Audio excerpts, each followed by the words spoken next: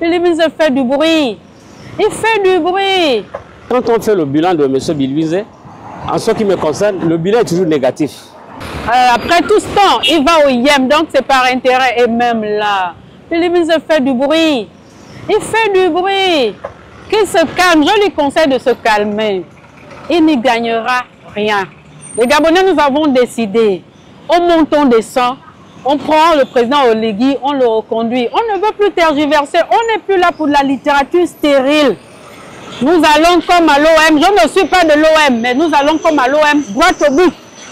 Sur le passage de Bilibize dans la province de Walentem, on peut faire deux analyses.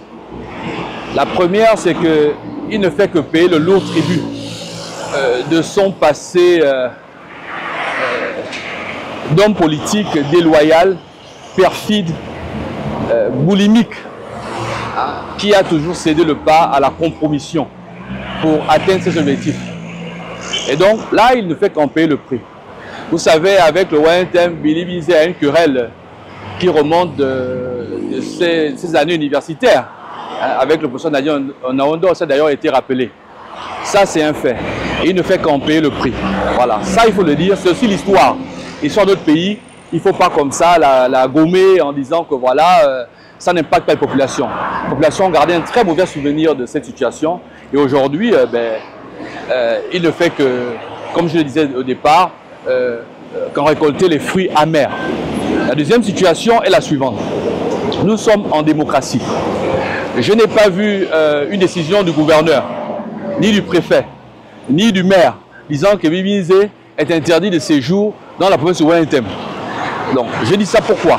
Ça veut dire qu'autant on peut l'accueillir, il est arrivé, il n'y a pas eu d'interdiction, autant on peut aussi dire qu'on ne veut pas de lui. Et ça aussi la démocratie. La démocratie, c'est dire que oui, on veut telle personne dans notre province, la population a manifesté, sans plutôt porter atteinte à son intégrité physique. Hein. Voilà, il n'y a pas eu d'agression, il y a eu une simple manifestation.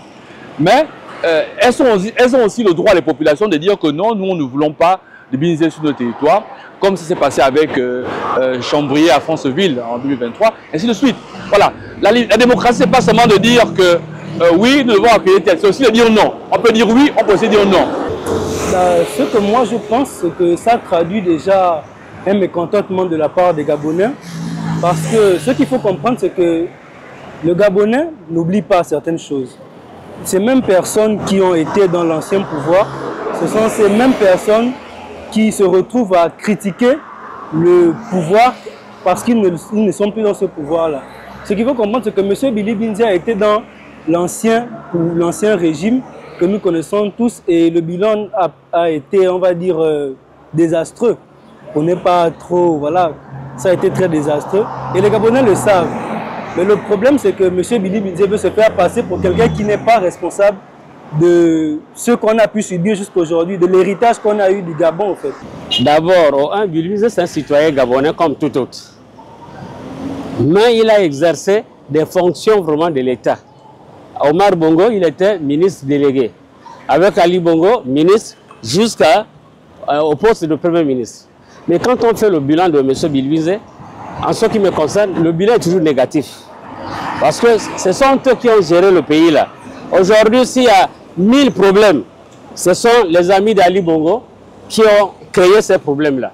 Donc, en ce qui me concerne, si Bilibize fait sa campagne dans interprovincial, je pense qu'il est la bienvenue que les Gabonais voient et font la genèse de ce que Bilibize avait fait dans les deux gouvernements, Omar Bongo et celui d'Ali Bongo.